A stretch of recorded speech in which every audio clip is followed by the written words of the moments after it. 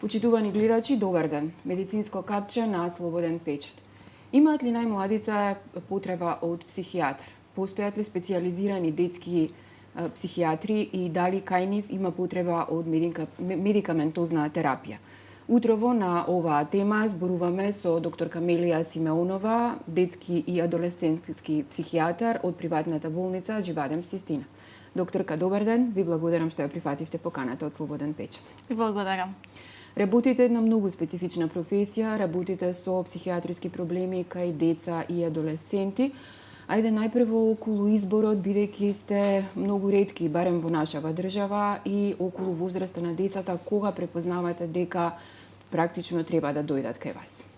Така, детската психијатрија е навистина извонредна специјализација и она што стално го велам на моите гостувања е дека 75% од нарушувањата во адултниот период имаат потекло од детството.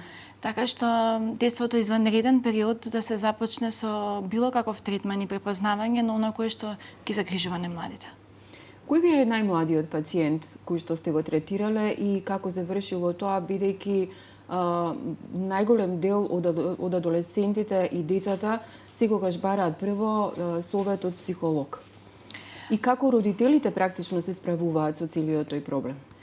Генерално, сите родители се сензитивни кога станува збор за фармакотерапија кај деца и многу тешко ја прифаќаат потребата дека едноставно нивното дете треба да прима терапија. Особено што многу често и нашата терапија може да биде и за подолг временски интервал. Меѓутоа, изненадувачки е дека и на 2 години дете може да прима фармакотерапија, особено нели ако станува збор за децата од первазивниот спектар, така што навистина се млади пациенти кога започнуваат со фармакотерапија. Така. Дали повеќе ковидот донесе една специфична состојба, останавме некако сами со себе, изолирани. После ковидот, значи следната година, па и после таа, премногу се зборуваше за анксиозност и депресија. Ајде најпрво за симптомите на анксиозност, за симптомите на депресија, како ги препознавате и што е за медикаментозна терапија, а што нели понатаму продолжува со сеанси и со совети од психолог? Така, генерално јас ги охрабрувам младите дека анксиозноста или депресијата многу често ние можеме да ја третираме психотераписки, односно да не вклучиме фармакотерапија. И младите се многу бистри и често препознаваат и некогаш и самите свесно доаѓаат и кажуваат што точно им е. И она кое што е многу, како да кажам, благодарно што секоја анксиозност и депресија која што е третирана во детска возраст прави оздравување на личноста, односно не остава последици долгорочни. За разлика од тоа, родители кои што малку тешко прифаќаат, односно помалку веруваат во менталното здравје, бидејќи јас она кое што секојдневно се соочувам во мојата пракса е дека културата за ментално здравје кај нас се уште не е во некое завидно ниво, така што многу е важно да се подига свеста, бидејќи препознаена проблематика во детска возраст значи излекување.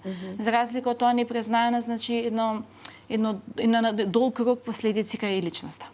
На што треба да обрнат внимание родителите? Бидејќи се, нели, родители сме, веројатно и вие, секогаш сме некако пристрасни кога станува збор за нашето дете. На кои симптоми треба да обрнеме внимание и кога треба да ве побараме вас? Јас стално велам дека нели првото нешто кога се случува, не очекувам дека треба да се побара стручна помош. Меѓутоа кога гледаме дека детето има навистина потешкоти во неговото функционирање, бидејќи знаете секоја развојна доба носи своји развојни задачи. И ако гледаме дека нашето дете не може да одговори на развојните задачи, тоа е баш индикатор дека треба да се посети стручно лице, односно детски психијатар. И детски психијатар, можеби за тој постои стигма, не е секогаш доктор кој што препишува лекови. Бидејќи знаете како луѓето мислат дека психијатар е некој кој што веднаш влегувате кај него во канцеларија, веднаш ви ординира фармакотерапија. Не, јас и со моите клиенти работам психотерапија. И ги охрабрувам родителите да не чекаат долго време да нивното дете, да речам, таа симптоматологија тлее и ја уништува неговата функционалност, туку во првите моменти кога ќе забележа дека развојната задача нивното дете нема капацитет да ја постигне, да се јават на лекар. Бидејќи депресијата, анксиозноста и сите нарушувања во детскиот детскиот период не се идентични како во адултниот. И не секогаш дете кое што е тажно, ќе видите вие дека тоа е, да речам, повлечено, изолирано. Многу често може да биде бунтовно, парадоксално, да има екстернализирачки образец на однесување. И заради тоа, внимателно, кога гледаме дека нашето дете јавува нешто различно од претходно, прво да поразговараме со него, а потоа да се јавиме секако да побараме стручна помош. Кога сме веќе кај стигмата, многу е полесно кај родителите да кажат моето дете е молчеливо или бунтовно, отколку да го однесат на лекар. Така е. Како се справувате тука со родителите? Препознавате дека има проблем нели и од фармакотерапија, меѓутоа се случува родителот да не прифати дека неговото дете има проблем. Што во таков случај? Тогаш е работа со родителите. Бидејќи децата многу добро знаат дека нешто им се случува. И кога ќе дојдат на разговор кај мене, они се чувствуваат за прв пат разбрани. Заради тоа што нивните симптоми имаат име. Некој ги препознава. А многу често родителите ги осудуваат, несвесно, тоа не го прават намерно. Родителството е еден доживотен процес и навистина една најсензитивна тема и она кое што јас ги разбирам комплетно, тргнувајќи од перспективата дека сум јас родител, навистина е најсензитивно кога се зборува за вашето дете. Секи простите да ви кажат, меѓутоа кога пробуваат да ви направат корекција на родителството, тоа е навистина сензитивна тема. Каков е пристапот кај помалите деца и постои ли разлика или доколку стану секако постои за 2, 5, 10 годишно дете и за адолесцент веќе? Да, мора да биде поинаков пристапот, бидејќи предшколско дете бара игра, бара со самото влегување во канцеларија ве мора да бидете подетињасти кога пристапувате. Заради тоа што оно треба да ве прифати. И суштината е некогаш родителите се лутат како, нели, ама ова што го гледате докторка не е вака дома, он е со вас така. Јас го уважувам тоа и велам да, навистина така, јас се разбирам. Секако сите сме различни со некој надвор. Меѓутоа дај пробајте, оставете го вашето дете да зборува, да каже што го мачи. И адолесцентот не ни сака да зборува пред родителите. И често пати ги замолувам родителите да останат надвор, да поразговарам со адолесцентот и доколку секако има потреба, ги викам на една заедничка средба кај што нели родителите имаат право да кажат. Или претходно се договарам да дојде родителот, да разговараат со мене и потоа да разговарам со адолесцентот. Доколку има проблем препознаен е и решен. Меѓутоа што е доколку родителот нели смета дека детето негово има проблем, а вие сватите дека не станува збор ниту за анксиозност, ниту за депресија? Знаете како? Родителите се емоционално јако конектирани со детето. И они не секогаш ја гледат она права слика. Так, реалната слика. Тоа знаете како со килограмите. Секој ден се гледаме на огледало и ако не приметиме дека облеката ни е тесна, ако не се мериме, немаме перцепција дека сме качеле килограми. Истото е со менталното здравје. Промените се тихи, се случуваат секој ден. Менталното здравје не е нешто дека се нарушува преку ноќ. И како да симптоматологијата тлее, и тука често пати останува непрепознаено на родителите. Затоа што тоа е, како да кажам, бебешки чекори се во прашање. Тоа не е, нели, ниту едно дете не продало одма. Тоа истото е со менталното нарушување. Ниедно нарушување не почнува бурно. Е постепен процес. И некако она што го кажавте, многу ми се допадна што го напоменавте вие на почетокот. Како ако детето има супер школски постигнувања, ако само малку се изолира, тоа дете останува непрепознаено. А не е дека нема симптоматологија. И тоа дете во семејството го викаме белиот витез, за разлика од она дете кое што е бунтовно, кое што екстернализира. Тоа дете многу полесно го препознаваат родителите и многу полесно го носат на третман. А со другото дете најчесто се гордеат. Так. Они се горди родители. Нивното дете е семокно, има петки по сите можни предмети. Успешно е. А другото дете малта не е срамот за семејството. И тоа јако критички го носат на третман. А у суштина симптоматологијата може да се јавува и кај двете деца. Така, значи исто имаат проблеми едното и другото. Така. Околу лекувањето. Ајде најпрво за булингот да позборуваме, бидејќи е вечна тема, не се справил ниту светот со него, ниту пак ние како мала држава. Секој втор ден се случува да има по некаков случај на врсничко насилство. Дали овде е за лекување само детето кое што претрпело булинг или и насилниците треба да се однесат кај психијатар? И што правите тука? Дали сте имате долгогодишно искуство, дали сте имале паралелно, дали сте лекували и од едната и од другата страна и каков бил успехот на крај? Јас оно што многу бев позитивно изненадена, бев на една едукација на професори, на наставници во основно училиште И она што мене јако ми се допадна е дека тие беа целосно отворени за психоедукација. И они самите кажа, ние не сме обучени да работиме со овие деца. Нас ни треба помош. И она кое што јако апелирам до, како да кажам, до целокупнава земја наша, јавност, да тука треба да инвестираме, тука треба да се ангажираме посериозно, заради тоа што наставниците имаат оскудни ресурси. И така е, ние се лутиме на професорите, меѓутоа они не се психијатри, они не се психотерапевти, они се професори по математика, англиски, музичко. Да, они имаат секако такт, они имаат, да речам, нели во текот на едукацијата, педагогија и сето тоа, они знаат како се нашите деца. Меѓутоа, со тешки ситуации, они не се едуцирани да се справуваат. И заради тоа психоедукацијата кај наставниците број 1, а во однос на дете кое што е веќе изложено на булинг, особено е важно да дојде да поразговара со психолог, со психотерапевт, заради тоа што последиците кои што ги остава булингот налекуваат едно посттравматско стрес расстройство, кое што буквално ја краде личноста и буквално остава трајни последици на самодовербата, на функционалноста, на себевидувањето. И од тој аспект, од таа перспектива, многу е важно да ние работиме со дете. Особено со дете кое што јавува, кое што кажува, кое што е гласно. И бидејќи сами напоменавте колку е тоа често, дури да нашето дете дома не се оплакува дека има булинг, треба да го прашуваме. Дали денеска некој можеби се однесуваше со тебе баш како што не ти се допаѓа, бидејќи знаете како и децата не се едуцирани дека тоа е булинг, не се свесни дека некој прави булинг. Јас сум имала многу пациентки кои што имаат анорексија, кои што биле подсмевани дека се дебели, иако они немале никаков, да речам, прекумерен body mass index. Така што апсолутно е важно да ние разговараме со нашите деца. Значи лекувањето тргнува практично од домот. Од домот. А што останува со тие кои што прават булинг? Тоа се најчесто занемарени деца и она кое што сакам да ги освестам родителите е дека децата не бираат да дојдат на овој свет. Ние ги носиме. И дека родителството е доживотен процес и колку е да родителите имаат алиби дека се презафатени, родителството е доживотна функција. И обично децата кои што прават булинг се деца кои што се занемарувани. Занемарувањето во детска возраст е еквивалент на злоставување. И ако има судски спор, тоа е злоставување. Колку и да они ќе кажат, ние ништо лошо му немаме направено на детето, да, ми го имате занемарено. Занемарувањето е еквивалент на злоупотреба на дете. Така што треба да се свестуваат родителите дека да, може они се потркаа во модерно живење, меѓутоа родителството, мајчината, татковската љубов не може кој да ја замени, ако не тие. Така, значи, ако добро сватив, практично родителите се на некој начин причина за тие кои што прават булинг, бараат внимание и на тој начин предпоставувам дека го бараат на деструктивен начин, одлично кажавте. Баш е тоа моментот. Децата сакаат да бидат видени, децата сакаат да бидат препознаени. Кога се добри, тоа знаете како, сигурно ви се случило. Вашето дете црта. И вие не го уважувате, миете садови, правите нешто друго и вашето дете продолжува да црта и никој не го приметува. И вашето дете сваќа дека треба да биде видено и онда го трга листот и почиња да црта на маса. И тука родителите: "Што правиш ти? Како црташ на маса? Дали зошто го правиш тоа?"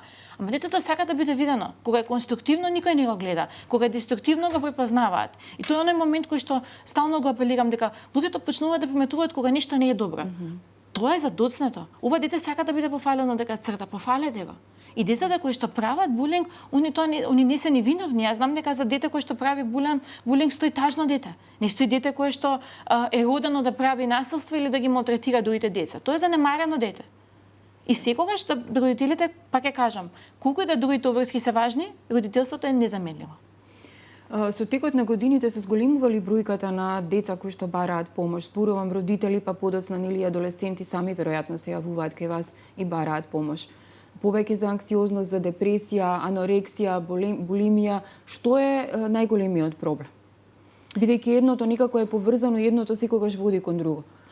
Да, ако збориме со една млада популација, најчесто доаѓаат родители на деца кои што се од первазивниот спектар, а во однос на адолесценцијата најчесто доаѓаат со бихевиорални потешкоти, односно оно екстернализирачки образец, оно агресивно однесување, кое што, како да кажам, кулминира и они не можат веќе да го менаџираат, како да кажам, веќе се чувствуваат уморни во тој процес и се охрабруваат да дојдат на психијатар. Поретки се анксиозните состојби заради тоа што културолошки, знаете, тие лесно се игнорираат, ајде ништо не е, ќе ти помине. И она што за жал постои е после тоа гледаме дека па во адултниот период колку е честа Премногу, да, тоа ми беше и следното прашање, еве има и Facebook групи, веројатно ги следите и вие. Анксиозност, депресија се лекуваат едни со други, препознаваат симптоми, меѓутоа околу самата состојба, таа не е иста кај секого. Анксиозноста води кон депресија. Што тука би им препорачале вие на гледачите, без разлика што сте нели детски и адолесцентски психолог? Би ги охрабрила да побараат помош кога чувствуваат дека нивното тело страда. Не оној момент кога се веќе преуморни и да бараат нели помош од, бидејќи тоа често се случува. И кај мене пациентите знаат да кажат на мојата внука и препиша докторката ова и ова, дали ова да го дадам на мојата ќерка. Индивидуален е секогаш пристапот, како за се во животот, така и со психијатријата. Индивидуален е пристапот. Не може ако некоја терапија хипотетички делува кај едно дете, не значи дека таа е адекватната и кај ова дете. И да не чекаат толку многу, бидејќи знаете како благосостојбата на менталното здравје е нешто кое што не се гледа. И ние сме, пак ќе кажам, ние не сме богата земја, ние сме сиромашна земја, ние се бориме за базични потреби. Ние фините потреби не ги гледаме. Менталното здравје е фина потреба. Меѓутоа, ако фината потреба не се задоволува, страдаат сите други органи. И она е каде што можат моите колеги интернисти да кажат колку натака болести се психосоматски, колку органи страдаат на сметка на нерешен стрес. Колку органи, тоа се, како да кажам, после тоа се лекува симптомот, а не се лекува болеста и причината која што е појавена.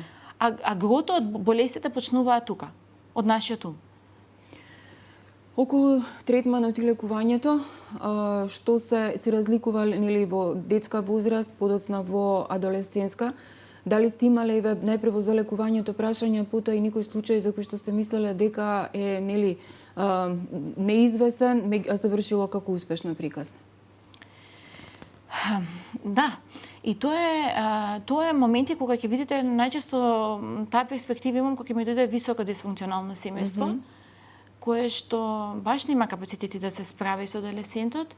И после сеанси, психотераписки сеанси, вие гледате дека тоа семејство функционира супер. И добивате пораки, докторка, добри сме, сега се шетаме во парк, навистина, она е насмејана, се чувствува подобро, посигурна е. Бидејќи знаете како родителите често пати се заглавуваат во тоа родителство, да кажам, у смисла да они го етикетираат детето. Еве, цел ден седи у соба, ништо не прави. Ама тоа го збори пред детето. Детето слуша, го кумулира тоа во него, го абсорбира.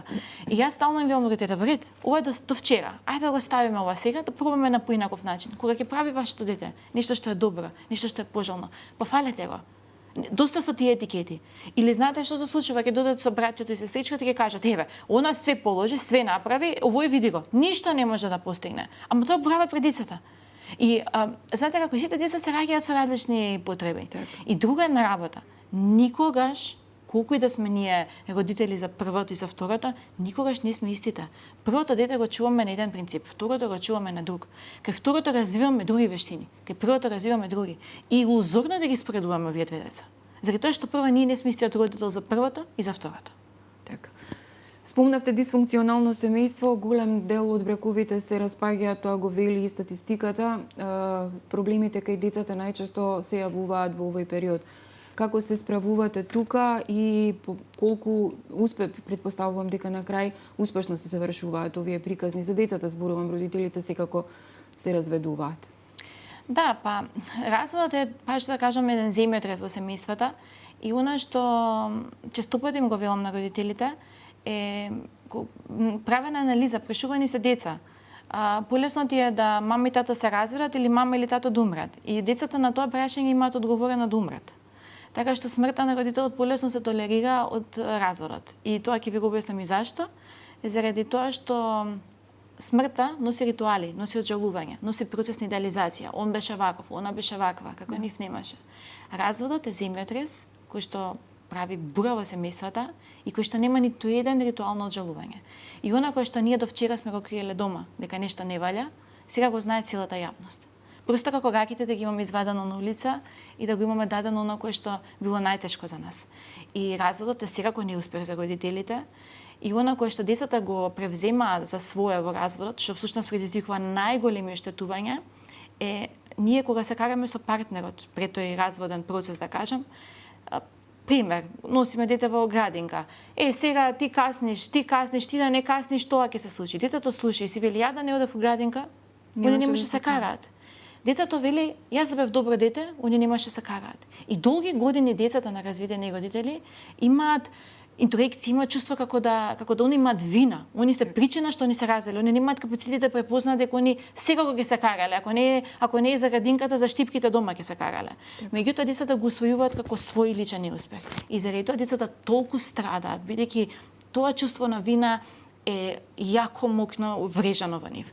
И она како детски психијатар што секогаш го работам со деца на разведени родители, односно ние велиме разведени партнери, бидејќи родителството не се разведува, родителството е доживотен процес,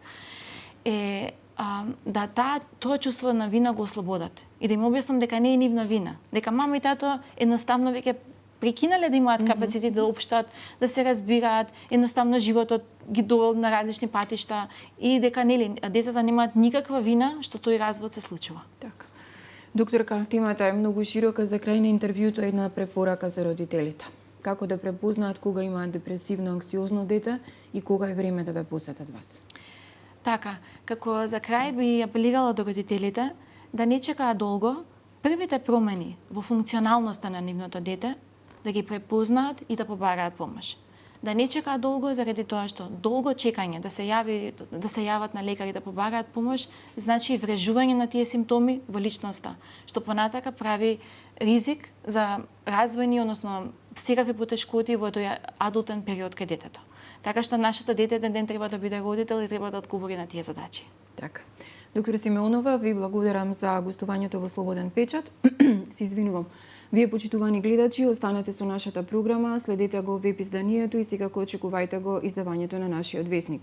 Ова беше доктор Камелија Симеонова во Слободен печат и проблемите со депресија и анксиозност кај млади. Ви благодарам за вниманието.